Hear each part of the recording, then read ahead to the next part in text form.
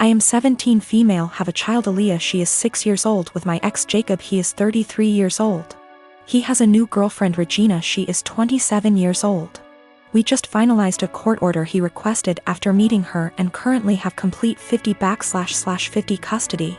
Regina has always been a little too involved and believes that since she trains parents to parent, she knows everything.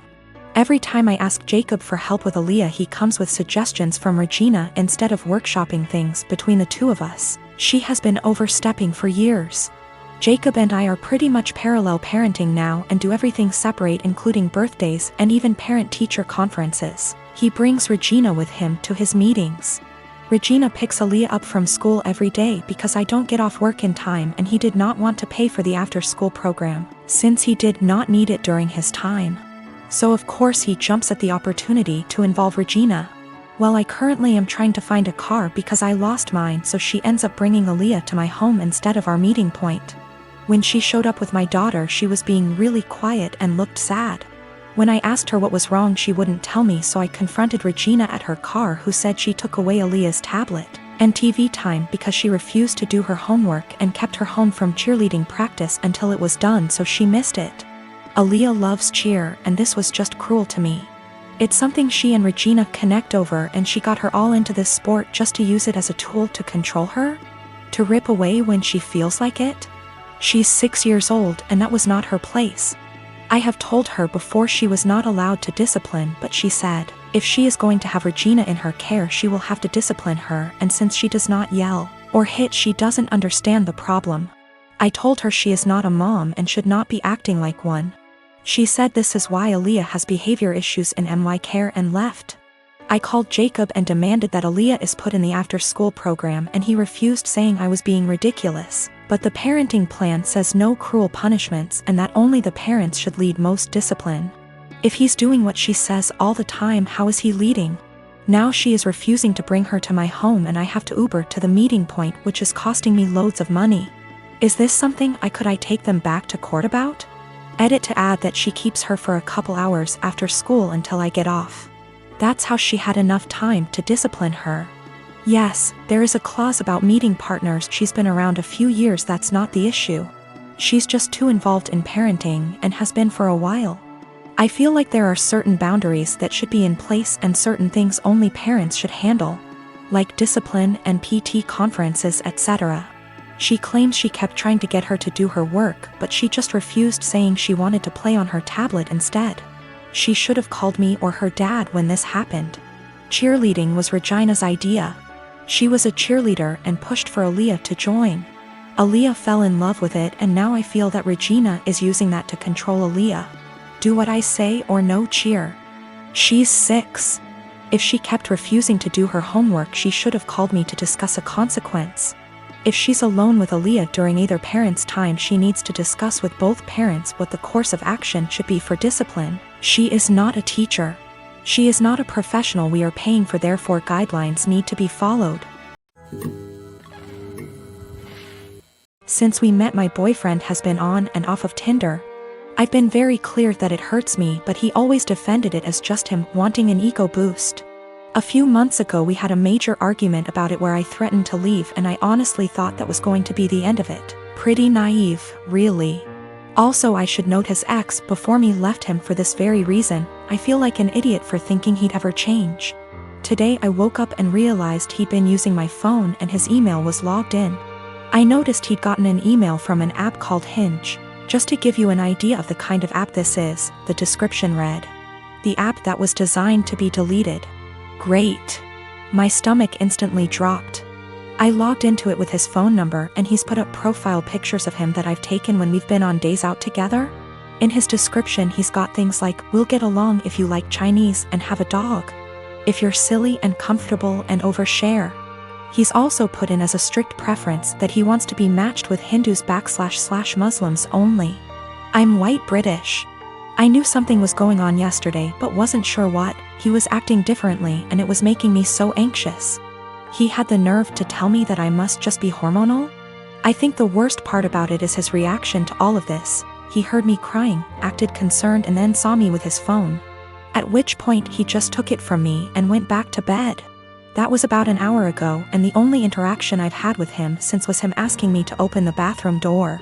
Not to see if I was okay, but because he needed to pee. I'm obviously hurt by the fact that he's on this thing, but I think I'm more shocked by his total lack of guilt or response to me being upset. I'm so angry and there's nothing I can do with it. I'm so embarrassed about the situation I don't want to tell my family / friends how he's treated me. And I can't even talk to him about it because he's refusing to address anything's wrong. He's still in bed. I don't know what to do. He's brought my self-esteem down so much that I feel like I can't be without him, but I know I can't stay in this situation. Should I even bother trying to talk to him, or should I just leave? I've taken screenshots of everything, and initially I was going to send them to his family but thought against it. The thing is, if I just leave, there's literally zero consequences for him. He gets what he wants. He gets the freedom to go on random dates with no guilt. It just seems so unfair that I'm the one left heartbroken and he gets to party up. I got myself and my stuff together, packed it in my car and left. It felt impossible. There was a lot of stuff and I was a wreck, but I managed it in the end.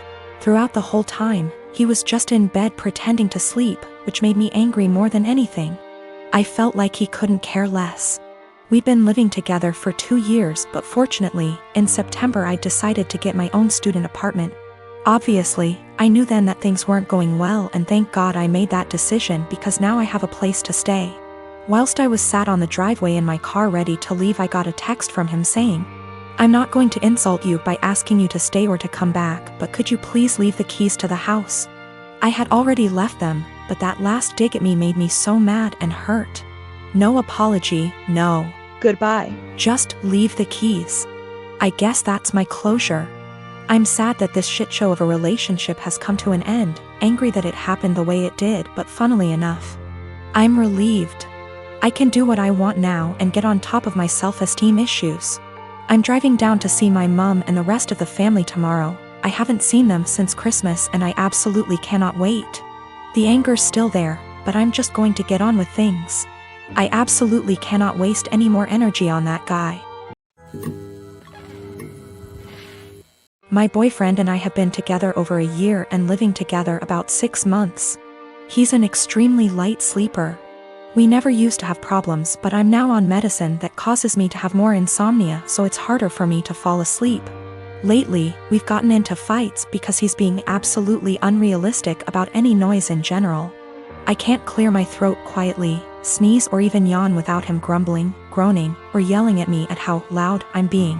When I say yawn, I don't mean some exaggerated TV yawn, but literally the sound of me silently taking in and expelling air from my mouth 3-4x over the course of 2 hours sets him off.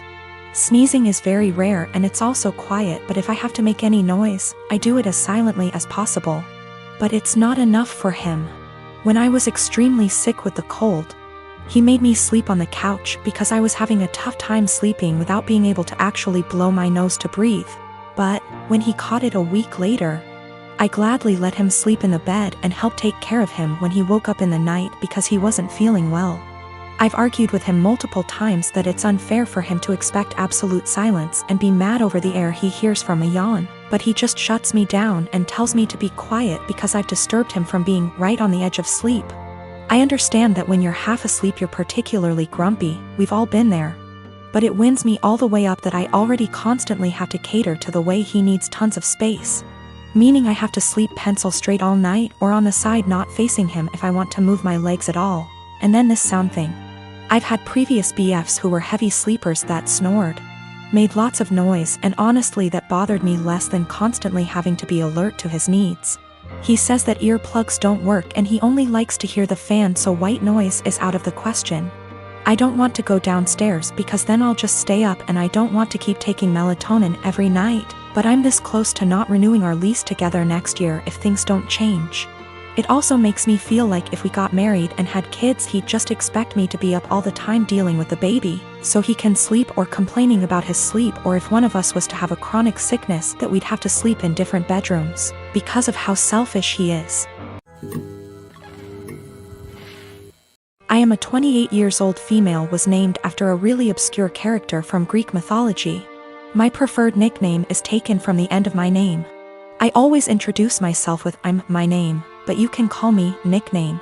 None of my co-workers in the small business we work for have ever had a problem with this before, until Megan, the niece of Jeff, one of the two owners, was hired. Jeff and Dave co-own the business, but Dave does the actual day-to-day running of the business. I introduced myself and my nickname as usual, but she immediately said that Bessie, not the actual name, would be a better nickname because it comes from the beginning of my name and that she liked it better. I told her I really didn't like that nickname and wouldn't answer to it and asked her to please not call me Bessie, but she insisted that it was so much prettier and that I just needed to get used to it. For the next 2 months she tried to call me Bessie, but I completely ignored her whenever she addressed me that way. Even when I knew she really needed help with something.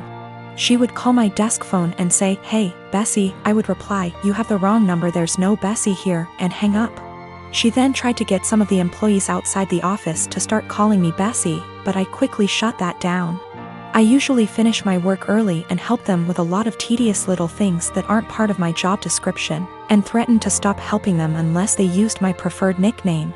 Friday she decided she was going to get me to respond to Bessie no matter what. We have an open office design but are at opposite ends. She started calling out Bessie in a sing-song voiceover and over again to try and annoy me enough to respond. Other coworkers got annoyed, most telling her to stop and one Lisa telling me to just let her call me Bessie already. I refused and she kept calling out Bessie louder and louder, until Dave barged in. He'd been on a conference call with an important client and could hear her yelling from his office down the hall. He told her to be quiet and that if she called me Bessie one more time, he'd write her up and dock her pay. Later, Megan cornered me in the break room, called me in for getting her in trouble and called me Bessie again for good measure just as Dave was walking in to heat up his lunch. He gave her a stern look and said, "I warned you." Then he walked to HR to have her written up.